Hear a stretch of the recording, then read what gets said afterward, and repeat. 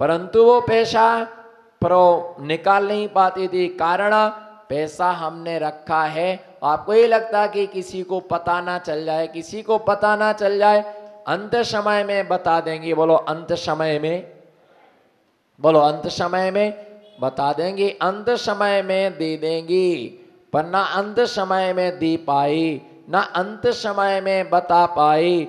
कारण क्या हुआ अंत समय में ना बताने का? आवाज चली गई, आवाज चली गई, बोल नहीं पाए, दांत गिर गए, जबान लड़खड़ाने लगी, नहीं बता पाए। वो पैसा जमीन का जमीन में गड़ा रह गया, जमीन का जमीन में वो पैसा रह गया।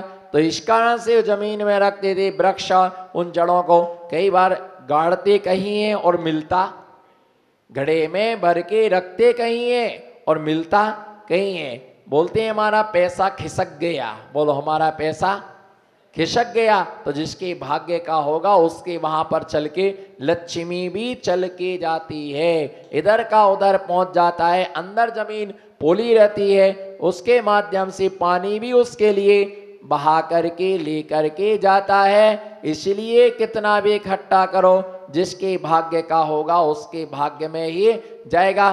कमाता कोई है, बोलो जोर से बोलो नमो सिद्धा। कमाता कोई है, जोड़ता कोई है, संभालता कमाता, जोर से बोलो नमो सिद्धा। कमाता कोई है, गिनता कोई है, रखता कोई है, संभालता कोई है, खर्च कोई करता है और उसका भोग और कोई करने वाला होता है। आप कमाते हैं, बोलो आप कमाते हैं और हम खाते हैं। आप कमाते हैं और हम खाते हैं। पर हमने पहले इतना कमा लिया, इतना कमा लिया, अब हमें कमाने की आवश्यकता, अब हमारे लिए कमाने की आवश्यकता नहीं है। हमने इतना संचय संग्रह कर लिया, इतना संग्रह कर लिया, इतना संग्रह कर लिया, हमें अब कमाने की आवश्यकता नहीं है। अब हमें जोड़ने की आवश्यकता नहीं है। पुण्य की बलियारियां होती हैं, निश्चित मान के चलो। परिग्रह, ये चारों आहार, भय, मैथुन, परिग्रह, ये चारों संज्ञाएं किसमें होती हैं? ये चारों संज्ञाएं एक इंद्रिय में भी होती हैं। पर मनुष्यों का तो कहना ही क्या है, हमारा धर्म में अहिंसा प्रधान है, अहिंसा हमारे धर्म में अहिंसा मुख्य है। इसलिए हम संयम के उपकरण दान में देना। बोलो संयम के उपकरण कौन कौन से हैं? पीछी, कमंडल और शास्त्र। बोलो पीछी, कमंडल, शास्त्र, माला, पेन, डायरी और आरिकाओं के लिए साड़ी, एलक शुल्लक जी के लिए उनके यथा योग्य, उनकी मर्यादा की योग्य उनके वस्त्र, उनके लिए कटोरा, उनके लिए चटाई, पाटा, ये सब संयम के उपकरण कहलाते हैं, धार्मिक उपकरण कहलाते हैं। जो हमारी धर्म साधना में क्या बनते हैं? निमित्त बनते हैं। जो हमारी धर्म साधना में साधक बनते हैं, जो हमारी धर्म साधना में सहयोगी बनते हैं। माला किस लिए लिए रहते हैं? माला जपने के लिए। माला पर क्या? नमोकार मंत्र आदि जपा जाता है। नमोकार मंत्र के द्वारा उसकी आराधना की जाती। माला शास्त्र से पढ़ा जाता, कलम से लिखा जाता, कॉपी पर लिखा है। ये सब धर्म के उपकरण है, संयम के उपकरण है। परंतु तलवार संयम का हो, हिंसा का हो। तलवार के नाम से ही भय उत्पन्न होता है। छुरी, चाकू, अगर सपने में तलवार दिख जाए तो डर लगने लगता है, डर लगने लगता है। तलवार के द्वारा ही राजा सैनिक ने, तलवार के द्वारा ही राजा सैनिक ने सर्प के लिए मारा और मरा हुआ सर्प उसने महामुनिराज के गले में डाल दिया। तलवार के द्वारा ही प्राणियों का घात किया जाता, आघात किया जाता है, उनकी मृत्यु की जाती है। इसलिए ध्यान रख करके चलना, किसी को भी चाकू, छुरी आदि नहीं देना।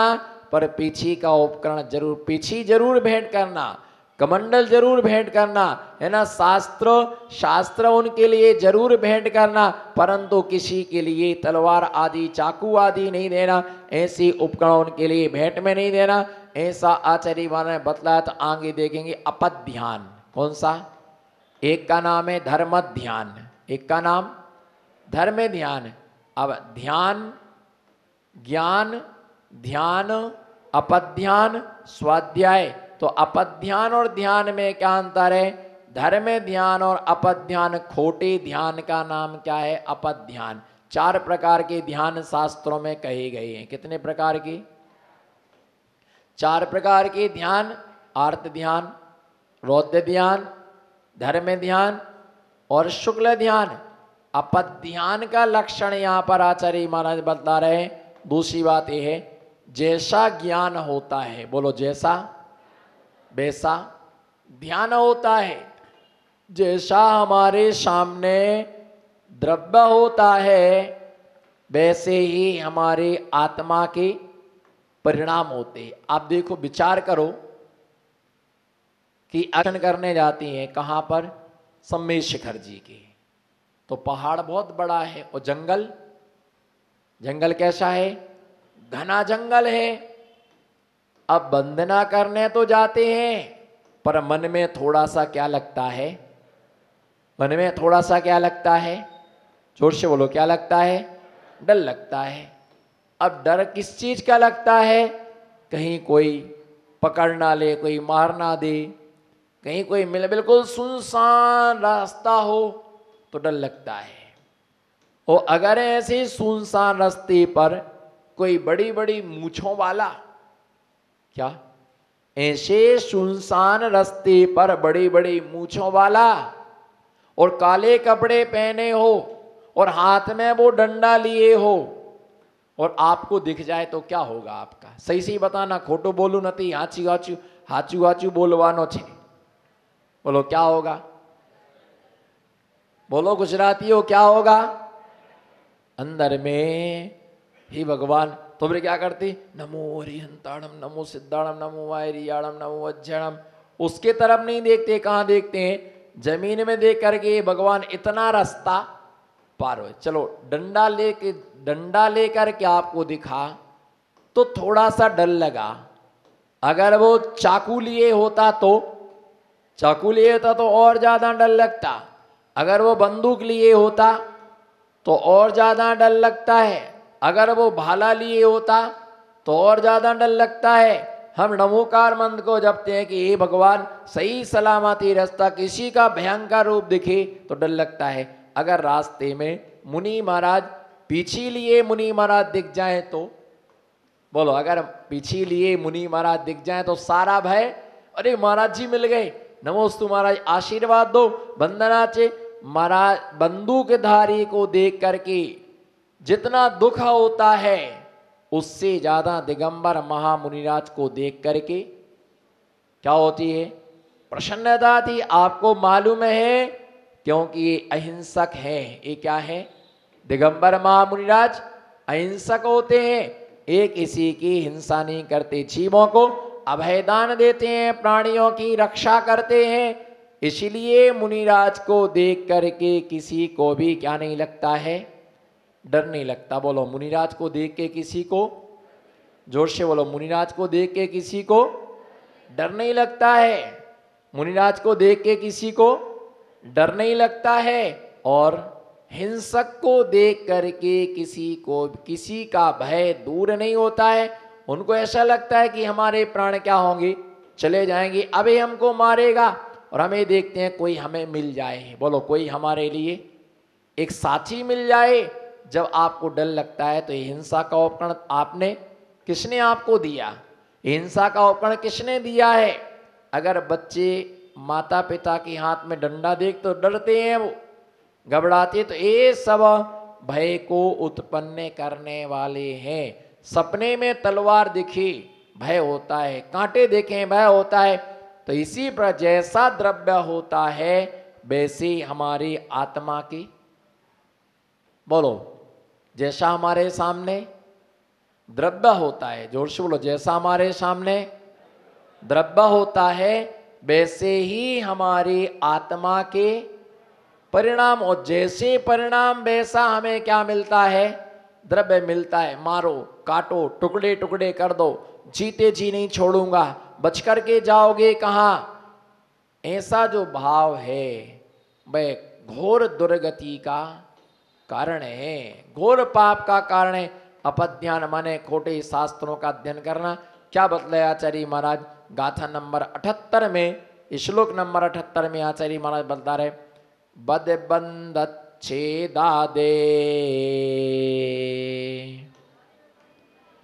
बद बंदच्छेदादे, देशाद्रागच्च परकलत्रादे,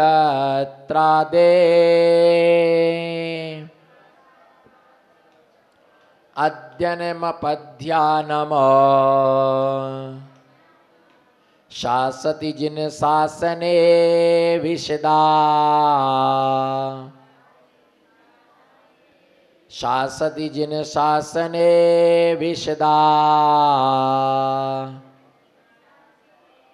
एक साथ मिलकर के उच्चारण करें, बदबंदच्छेदादे,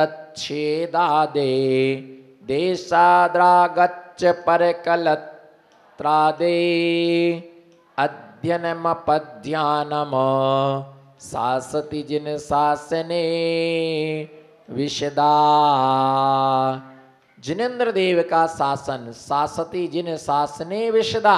शासन माने क्या होता है, जिनानामेव शासनम, जिनेन्द्र भगवान का क्या होता है, शासन होता है। अभी किसका शासन चल रहा, बोलो जोर से बोलो, अभी किसका शासन चल रहा है, भगवान महावीर स्वामी का शासन चल रहा है। और जब तक दूसरे तीर्थंकर नहीं हो जाएंगे, बोलो जब तक, तब तक किसका शासन चलेगा। और उनके वो तीर्थंकर हो गए तो फिर किसका शासन चलेगा, नहीं। तीर्थंकर का, एक तीर्थंकर का जन्म पार्श्वनाथ भगवान के शासन काल में भगवान महावीर स्वामी का जन्म हुआ। पार्श्वनाथ भगवान के शासन काल में भगवान महावीर स्वामी का दीक्षा कल्याणक हुआ। पार्श्वनाथ भगवान के शासन काल में महावीर स्वामी को केवल ज्ञान की प्राप्ति हुई।